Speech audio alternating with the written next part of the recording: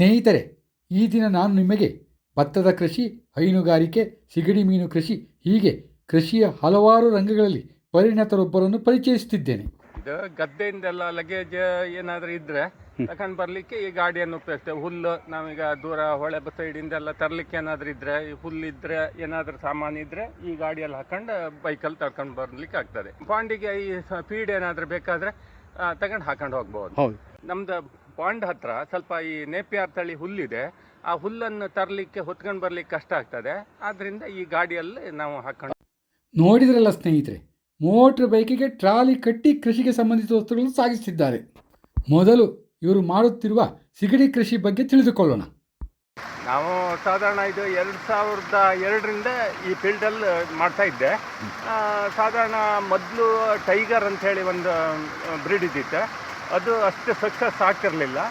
ಅದರ ನಂತರ ಒಂದು ವನಾಮಿ ಅಂಥೇಳಿ ಬಂತೆ. ಈಗ ಅದು ಸುಮಾರಿಗೆ ಪರವಾಗಿಲ್ಲ. ಅದರಲ್ಲಿ ಏನು ಅಷ್ಟು ಎಲ್ಲ ಹೆಚ್ಚಿನ ಇದರಲ್ಲಿ ಸಕ್ಸಸ್ ಇದೆ. ಕೆಲವುದ್ರಲ್ಲಿ ಸ್ವಲ್ಪ ಫೇಲ್ ಆದರೂ ಹೆಚ್ಚಿನ ಇದರಲ್ಲಿ ಸಕ್ಸಸ್ ಬಂದಿದೆ. ಈವರೆಗೆ ಫೇಲಿಯರ್ ಎಷ್ಟು ಬಾರಿ ಆಗಿದೆ? ಒಂದು ಸ್ವಲ್ಪ ಆಗಿದೆ, ಇಲ್ಲ ಅಂತ ಹೇಳಿ ಇಲ್ಲ. ಕೆಲವು ಇದರಲ್ಲಿ ನಾವು ಫೇಲ್ ಅಂದ್ರೆ ಈಗ ನೀವು ಸುಮಾರು 22 ವರ್ಷದಿಂದ ಇದು ಮಾಡ್ತಾ ಇದ್ದೀರಿ. ಹೌದು ಅಲ್ವಾ? 22 ವರ್ಷದಲ್ಲಿ ಒಂದು 3-4 ಸರ್ತಿ ಫೇಲ್ ಆಗಿರ್ಬೋದು. ಒಂದು ಸ್ವಲ್ಪ ಇರ್ಬೋದು, ಒಂದು 5-6 ಸರ್ತಿ ಹೆಚ್ಚಂದ್ರೆ ಅಲ್ವಾ? ಮತ್ತೆ ವರ್ಷಕ್ಕೆ ಎಷ್ಟು ಕ್ರಾಪ್ ಮಾಡ್ತೀರಿ? 2 ಕ್ರಾಪ್. ಅಂದ್ರೆ ಈಗ 22 ವರ್ಷಕ್ಕೆ ಹೆಚ್ಚು ಕಡಿಮೆ 40-45 ಕ್ರಾಪ್ ಮಾಡಿದಿರಿ ಅಲ್ವಾ? ಒಂದು 4-5 ಫೇಲ್ ಆಗಿರ್ಬೋದು. ಆದ್ರೆ ಛಲ ಬಿಡದೆ ನೀವು ಮತ್ತು ಮಾಡ್ತಾ ಇದ್ದೀರಿ. ನಾವು ಸ್ವತಃ ಮಾಡೋದ್ರಿಂದ ಹಿಡ್ತಾ ಇದೆ. ಅದರಲ್ಲಿ ಇನ್ನೂ ಅಲ್ಲಿ ಇದ್ರೆ ಮಾಡಬಹುದು. ಹೆಚ್ಚಾಗಿ ನೀವು ಗಂಡ ಹೆಂಡತಿಯೇ ಮಾಡ್ತಾ ಇರ್ತೀರಿ.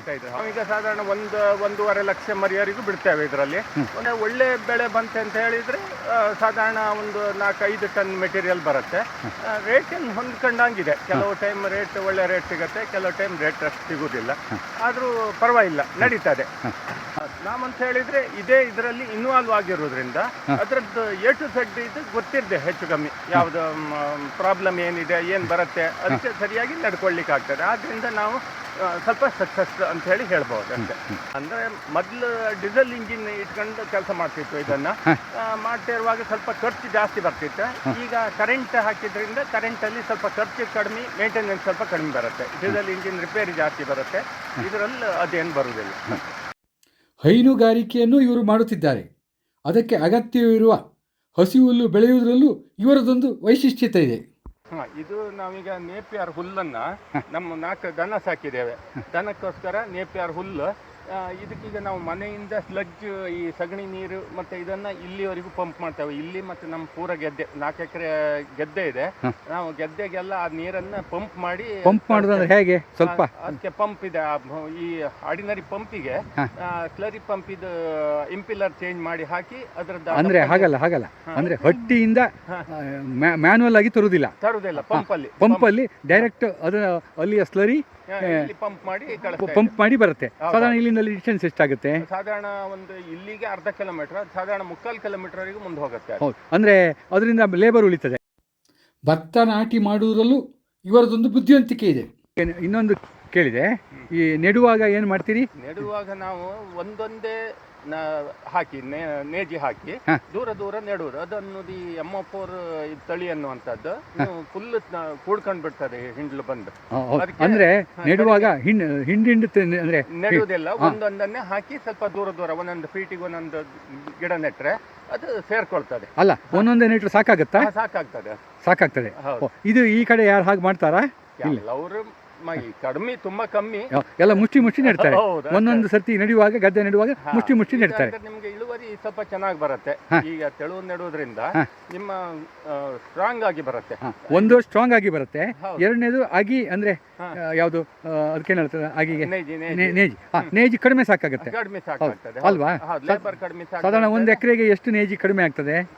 ತುಂಬಾ ಕಡಿಮೆ ಆಗ್ತದೆ. ಸಾಧಾರಣ ನಾವು ಒಂದು 25 kg ಬೀಜದ್ದು 20 ಅಂದ್ರೆ ಒಂದು 10 ಮುಡಿ, ಒಂದು 4 ಎಕರೆಗೆ ಒಂದು 25-30 kg ಭತ್ತ ಸಾಕಾಗುತ್ತೆ. ಉಳಿದವ್ರದ್ದೆಲ್ಲ ಹೇಗಾಗುತ್ತೆ? ಅವರೆಲ್ಲ ಜಾಸ್ತಿ ಬೇಕಾಗುತ್ತೆ. ಜಾಸ್ತಿ ಅಂದ್ರೆ ಒಂದು 4-5 ಪಟ್ಟು ಅದ್ರದ್ದು. 4-5 ಪಟ್ಟು ಬೇಕಾಗುತ್ತೆ. ಕರೆಂಟ್ ಹಾಕುವ ನಮಗೆ ಶಬ್ದ ಎಲ್ಲ ಕಮ್ಮಿ. ಈಗ ಇವಳೆ ಬಂದು ಸ್ಟಾರ್ಟ್ ಮಾಡ್ಲಿಕ್ಕೆ ಹೌದಲ್ಲ? ಡಿಪಾರ್ಟ್ಮೆಂಟ್ ಇಂದ 4 ಹೊತ್ತು ಫೀಡ್ ಹಾಕ್ಲಿಕ್ಕೆ ಹೇಳ್ತಾರೆ. ನಾವು ಅದನ್ನು 3 ಹೊತ್ತು ಮಾಡಿದ್ದೇವೆ, ಸಾಕಾಗ್ತದೆ. ಗ್ರೋತ್ ಚೆನ್ನಾಗಿ ಬರ್ತಾ ಇರುತ್ತೆ. ಆದ್ರಿಂದ ಸಾಕಂತ ಹೇಳಿ 2 ಪವರ್ ಟಿಲ್ಲರ್ ಮತ್ತೆ ಆಸ್ಪಾಸಿನವರಿಗೆ ಮಾಡಿ ಕೊಡ್ತೇವೆ. ಯಾವುದು ಉಳುಮೆ ಮಾಡಿ ಕೊಡ್ತೀವಿ. ಇವರ ಬಳಿ ಒಂದು ಪುಟ್ಟ ಎಣ್ಣೆ ಮಾಡುವ ಯಂತ್ರ ಇದೆ. ನಾವು ಎಣ್ಣೆ ಇದೆಲ್ಲ ಕಲಬೆರಕೆ ಬರುತ್ತಲ್ಲ, ಅದಕ್ಕೆ ಈಗ ಸಾಸಿವೆ ಎಣ್ಣೆ, ಎಳ್ಳೆಣ್ಣೆ ಇದೆ ಪ್ಯೂರ್ ಬೇಕಾದ್ರೆ ನೆಲಗಡಲೆ ಎಣ್ಣೆ ಇದರಲ್ಲಿ ನಾವೇ ಮಾಡ್ತೇವೆ. ಕೊಬ್ಬರಿ ಎಣ್ಣೆ ಸ್ವಲ್ಪ ಸ್ವಲ್ಪ ಇದ್ರೆ ಇದನ್ನು ಮಾಡ್ತೇವೆ, ತುಂಬ ಇದ್ರೆ ಬೇರೆ ಮಾಡ್ಕೊಂಡು ಬರ್ತೇವೆ. ಬಿಟ್ಟರೆ ಇದರಲ್ಲೇ ಮಾಡ್ತೇವೆ.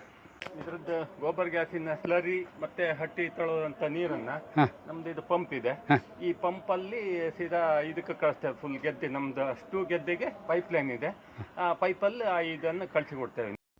ನಮ್ಮ ಕಡೆ ಹೆಚ್ಚಿನವರು ಹಸು ಸಾಕಾಣಿಕೆಯನ್ನು ನಿಲ್ಲಿಸಿರುವಾಗ ಇವರು ಅದನ್ನು ಇನ್ನೂ ಪ್ರೀತಿಯಿಂದ ಮಾಡುತ್ತಿದ್ದಾರೆ. ನಾವು ಈಗ ಅಂತ ಹೇಳಿದ್ರೆ 4 ದನ ಇದೆ. ಈಗ ಹಾಲಿನಕ್ಕಿಂತ ಹಾಲು ಹೌದು, ಮತ್ತೆ ಈಗ ಗೊಬ್ಬರಕ್ಕೆ ನಾವು ಇದನ್ನು ಹೀಗೆ ಗೆದ್ದೆ ಇದೆ ಅಲ್ಲ, ಗೆದ್ದೆ ಕಳಿಸ್ತಾ ಇದ್ದೇವೆ. ಈಗ ಎಲ್ಲ ದನ ಸಾಕು ಕೈ ಮಾಡ್ತಾ ಇದ್ದಾರೆ, ಆದರೂ ನಾವು ಮಾತ್ರ ಅದು ಇರುವ ಸಾಯುವವರೆಗೆ ಇರಲಿ ಅಂತ ಹೇಳಿ ಇಟ್ಕೊಂಡಿರ್ತೇವೆ.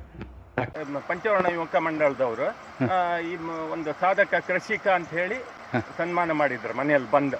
ಮತ್ತೆ ಉಪೇಂದ್ರ ರೈತಾಳರ ಟ್ರಸ್ಟ್ ಅವರಿಂದ ಒಂದು ಕೃಷಿಕ ಇದರಿಂದ ಒಂದು ಸನ್ಮಾನ ಮಾಡಿದ್ದಾರೆ. ಪಿಯ ಬ್ಯಾಂಕಲ್ಲಿ ಒಂದ್ಸರಿ ಕರೆದಿದ್ರೆ ನಾವು ಹೋಗಲಿಲ್ಲ. ಇವರು ಸದ್ದಿಲ್ಲದೆ ಕೆಲಸ ಮಾಡುವವರು, ಪ್ರಶಸ್ತಿಗಳನ್ನು ಹುಡುಕಿಕೊಂಡು ಹೋಗುವವರಲ್ಲ. ಗಂಡ ಹೆಂಡತಿ ಬೆಳಗ್ಗೆಯಿಂದ ರಾತ್ರಿವರೆಗೆ ಕೆಲಸದಲ್ಲೇ ಖುಷಿ ಕಾಣುವವರು. ಅಂದಹಾಗೆ ಈ ಸಂತೃಪ್ತ ಕೃಷಿಕ ದಂಪತಿಗಳು ಉಡುಪಿ ಜಿಲ್ಲೆ ಕೋಡಿಕನ್ಯಾಣದ ಶ್ರೀ ಸದಾಶಿವ ಐತಾಳ ಮತ್ತು ಸುಗುಣ ಐತಾಳ.